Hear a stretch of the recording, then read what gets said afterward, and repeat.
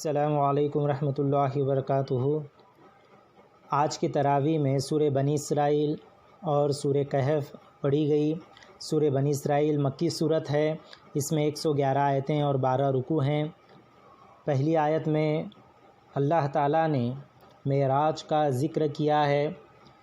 اللہ کے رسول صلی اللہ علیہ وسلم کو مسجد حرام سے لے کر مسجد اقصیٰ تک لے جانا، پھر اس کے بعد ساتوں آسمان کی سیر کرانا، جنت جہنم دکھانا، یہ سب چیزیں جو ہے اس کی تفاسیر میں بیان ہوئی ہیں۔ اور اس کے بعد پھر موسیٰ علیہ السلام کا قصہ ہے جو بنی اسرائیل کا قصہ کہلاتا ہے۔ 9 نمبر کی آیت ہے جس میں اللہ تعالیٰ نے اس قرآن کے متعلق ایک بہت ہی اہم آیت نازل کی ہے۔ یہ جو قرآن ہے اللہ تعالیٰ فرماتے ہیں اِنَّ هَذَا الْقُرْآنَ يَهْدِي لِلَّتِي هِيَ أَقْوَمُ، یہ جو قرآن ہے تمام راہوں میں سیدھی راہ بتانے والی چیز ہے۔ ہم جو پریشان ہوتے ہیں کہ یہ صحیح ہے کیا، وہ صحیح ہے، یہ غلط ہے، جو ہے یہ فلاں مولانا کا صحیح ہے یا وہ ہے، یہ مسلک وہ مسلک، جو بھی جتنے بھی انتشار جو ہے پھیلے ہوئے ہیں، تو جتنی کشمکش ہے اللہ تعالیٰ نے اس ایک آیت کے ٹکڑے میں یہ سب کی جو کشمکش کو جو ختم کر دیا۔ اللہ تعالیٰ نے واضح کر دیا کہ جتنی بھی راہیں ہیں ان راہوں میں سیدھی راہ بتانے والی چیز یا قرآن ہے جو سیدھا جنت میں لے جانے والا ہے۔ اس کے بعد 23 نمبر سے 38 نمبر تک کی آیتیں وہ ہیں جس میں اخلاقیات بیان ہوئے ہیں۔ اونچے اخلاق کیا ہیں یہ بہت ہی آسان انداز میں اللہ تعالیٰ نے بتائے ہیں۔ ایک تو پورا کا پورا قرآن یہ اخلاق ہی ہے۔ ایک بار حضرت عائشہ رضی اللہ عنہا سے پوچھا گیا کہ اللہ کے رسول صلی اللہ علیہ وسلم کے اخلاق کیسے تھے، تو حضرت عائشہ رضی اللہ عنہا نے واپس سے پوچھا کیا تم نے قرآن نہیں پڑھا؟ یعنی پورا کا پورا قرآن اللہ کے رسول صلی اللہ علیہ وسلم کے اخلاق تھے، اور تمام امت کے لیے بھی یہ قرآن پورا کا پورا اخلاق ہے۔ پھر بھی یہاں پہ 2 رکوع ایسے ہیں جس میں اخلاق کے متعلق کچھ موٹی موٹی باتیں سامنے آئی ہوئی ہیں، جس میں توحید کی بات ہے، ایک اللہ کو ماننے کی بات ہے۔ اس کے بعد فوراً ماں باپ کے بارے میں بتایا گیا ہے کہ ماں باپ کا ادب کس طرح سے کرنا ہے۔ ایک بہت ہی اہم آیت آتی ہے کہ اگر ماں باپ دونوں یا دونوں میں سے کوئی ایک بڑھاپے کو پہنچتے ہیں تو ان کو اف تک نہ کہو۔ علماء فرماتے ہیں کہ یہ سب سے جو ہے ہارڈ آیت ہے عمل کرنے کے معاملے میں، کہ ہم دیکھتے ہیں اف کا مطلب یعنی عرب کے حساب میں اف مطلب کہ ہم کہتے ہیں کہ یا ارے، اس طرح سے یہ جو ہے اتنا بھی جو ہے کہنے کے لیے منع کیا گیا۔ اور یہ کب کی بات کر رہے ہیں؟ جب ماں باپ بوڑھے ہو چکے ہوں۔ ہم دیکھتے ہیں کہ جو بڑھاپے میں جو ہے ماں باپ کا جو ہے رویہ تھوڑا سا بدل جاتا ہے اور ایک چڑچڑاپن آتا ہے، ایسی حالت میں بھی اف تک نہ کہنے کی بات کہی ہے، اور ہمیشہ جو ہے ان کی فرما برداری کرنے کی بات کہی ہے۔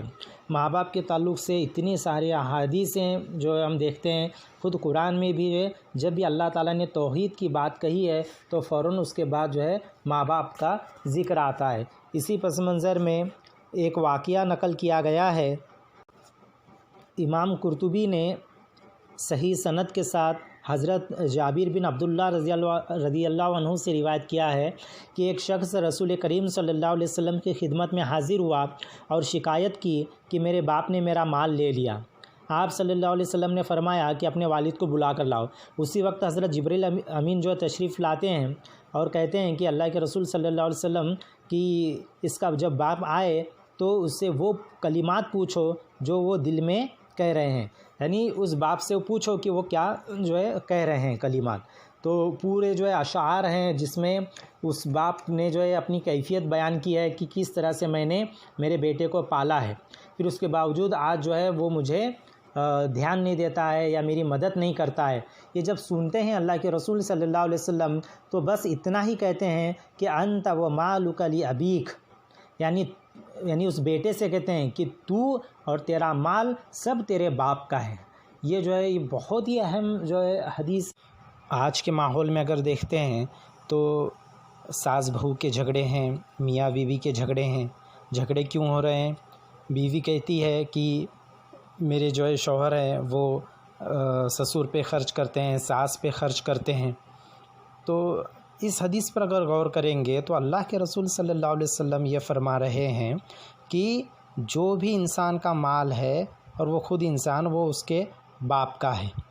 یعنی یہ جو شخص کما رہا ہے یہ اس کا مال نہیں ہے، یہ اس کے باپ کا ہے. اس کے بعد جو ہے رشتہ داروں کا حق بتایا گیا ہے.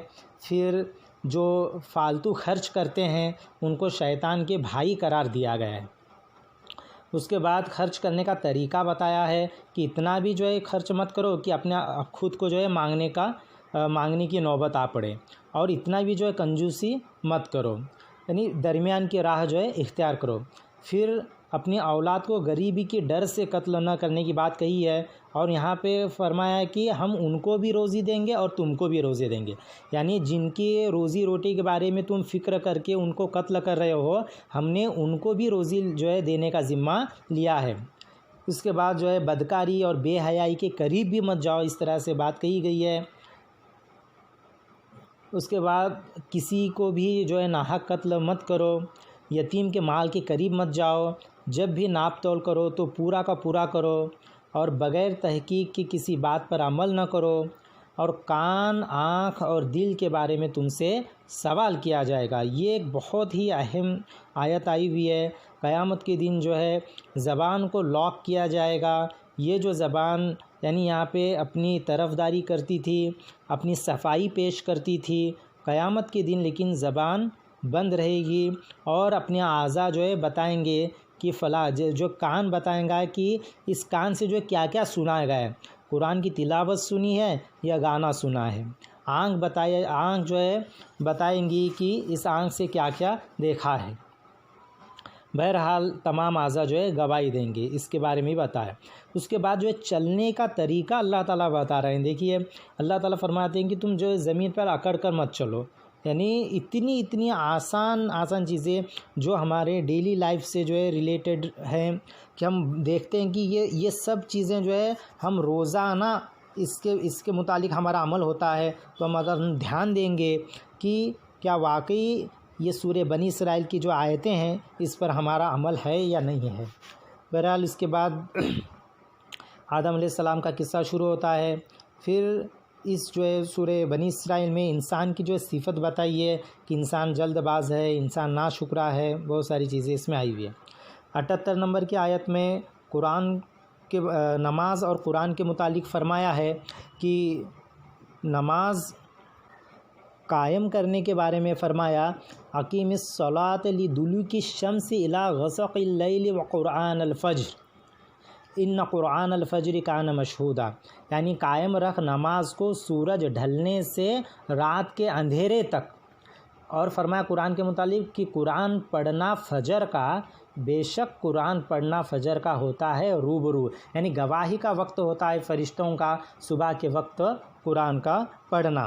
پھر اس کے بعد 82 نمبر کی آیت میں قرآن کے بارے میں فرمایا کہ یہ جو قرآن شفا ہے اور رحمت ہے مومنوں کے لیے، لیکن جو ظالم لوگ رہتے ہیں اس قرآن سے جو ہے ان کو نقصان ہی ہوگا. پھر اس کے بعد نماز پڑھنے کا طریقہ بتایا ہے کہ نماز جو ہے زیادہ زور سے بھی نہیں پڑھنا ہے اور ایک دم دل میں بھی نہیں پڑھنا ہے، بیچ کی راہ جو ہے اختیار کرنی ہے. بہرحال سورہ بنی اسرائیل یہاں پہ ختم ہوتی ہے. اس کے بعد آگے سورہ کہف شروع ہوتی ہے. سورہ کہف یہ بھی بہت ہی اہم سورہ ہے.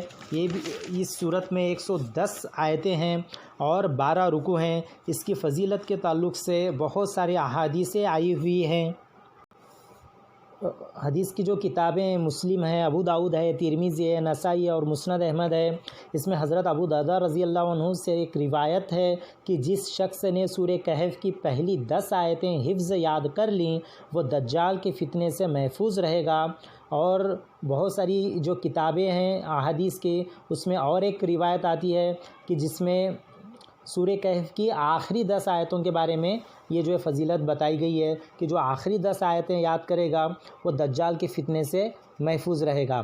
اور مسند احمد میں حضرت سعد بن معاذ رضی اللہ عنہ کی روایت سے یہ منقول ہے کہ رسول اللہ صلی اللہ علیہ وسلم نے فرمایا جو شخص سورہ کہف کی پہلی اور آخری آیت پڑھ لے تو اس کے لیے قدم سے سر تک ایک نور ہو جاتا ہے، اور جو پوری صورت پڑھ لے اس کے لیے زمین سے آسمان تک نور ہو جاتا ہے۔ بہرحال بہت ساری جو ہے فضیلتیں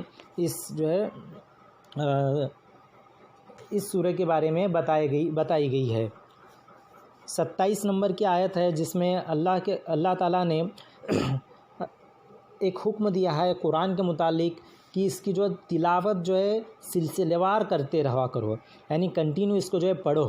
تلاوت جو ہے یہ لفظ تلون سے بنا ہے۔ تلون اونٹنی کے اس بچے کو کہتے ہیں جو اپنی ماں کے قدم بقدم چلتا ہے، یعنی تلاوت میں پڑھنا، سمجھنا، عمل کرنا، غور و فکر کرنا، یہ سب چیزیں شامل ہیں۔ اس کے بعد 28 نمبر کی آیت ہے جس میں ہمارا اٹھنا بیٹھنا کس کے ساتھ ہونا چاہیے، اس کے تعلق سے اللہ تعالیٰ فرماتے ہیں کہ اپنے آپ کو ان لوگوں میں شامل رکھو جو صبح شام اللہ تعالیٰ کو یاد کرتے ہیں۔ آگے اللہ تعالیٰ فرماتے ہیں کہ اپنے آپ کو ان میں ہرگز شامل نہ رکھو جن کو اللہ تعالیٰ نے اپنے ذکر سے غافل کر دیا ہے۔ پھر اس کے بعد جو ہے 45 نمبر کی آیت میں دنیا کی مثال دی گئی ہے۔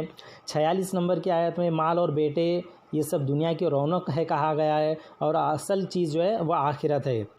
اس کے بعد 50 نمبر کی آیت میں آدم علیہ السلام قصہ ہے، پھر موسیٰ علیہ السلام کا قصہ آیا ہوا ہے۔ پھر وہاں سے ہم دیکھتے ہیں کہ موسیٰ علیہ السلام کو اللہ تعالیٰ نے خضر علیہ السلام سے ملایا۔ پھر خضر علیہ السلام اور موسیٰ علیہ السلام کا بہت ہی دلچسپ واقعہ ہے، ہم کو ترجمہ پڑھنے کی ضرورت ہے۔